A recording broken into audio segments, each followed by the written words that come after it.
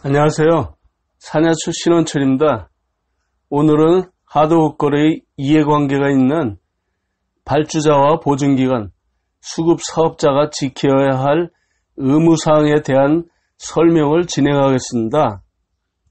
사실 건설계약에 있어서 계약 당사자들이 계약의 원칙인 신의 성실에 따라 계약 내용을 준수한다면 지난 시간까지 언급한 원사업자에 대한 많은 규제사항이 법에 명시되지 않아도 될 것입니다. 그러나 건설 현장에는 갑에 의한 불법, 탈법 행위가 만연하고 이에 따라 피해를 보는 을이 존재하기 때문에 우리나라는 일본이나 미국 등에 비해 하도급에 관한 법령이 단행 법령으로서 상세하게 규정하고 있는 것 또한 현실입니다. 그러나 모든 것이 원사업자만의 잘못이냐 하면 그렇지도 않습니다. 원사업자에 대한 이러한 법규상의 약점을 이용하는 수급사업자나 원사업자에 대한 또 다른 갑의 위치에 있는 발주자들도 있습니다.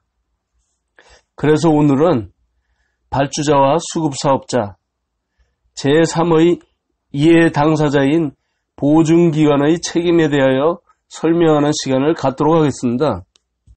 먼저 발주자의 의무사항으로서 하도급 대금 직접 지급 의무입니다. 다음과 같이 직접 지급 사유가 발생했을 때에는 수급사업자가 위탁받아 수행한 부분에 상당하는 하도급 대금을 발주자가 수급사업자의 직접 지급 요청에 따라 수급사업자에게 지급해야 합니다. 첫째, 원사업자가 지급정지나 파산 등으로 대금을 지급할 수 없게 된 경우. 둘째, 발주자, 원사업자, 수급사업자가 직접 지급에 함께 합의한 때. 셋째, 원사업자가 하도급 대금을 2회 이상 지급하지 않은 경우. 넷째, 원사업자가 하도급 대금 지급 보증 의무를 이행하지 않은 경우입니다. 이와 같이 직접 지급 사유 발생 후에는 원사업자의 공사대금에 대한 제3자의 채권 가압류가 있더라도 소멸 채권에 대한 가압류로서 무효이므로 발주자는 하도급 대금을 반드시 직접 지급해야 합니다. 보증기관의 의무사항을 보겠습니다. 원사업자에게 다음과 같은 사유가 발생하여 수급사업자로부터 보증 청구가 들어왔을 경우에는 30일 이내에 보증금액을 수급사업자에게 지급해야 합니다. 첫째, 원사업자의 당자거래 정지 또는 금융거래 정지로 하도급 대금을 지급할 수 없는 경우입니다.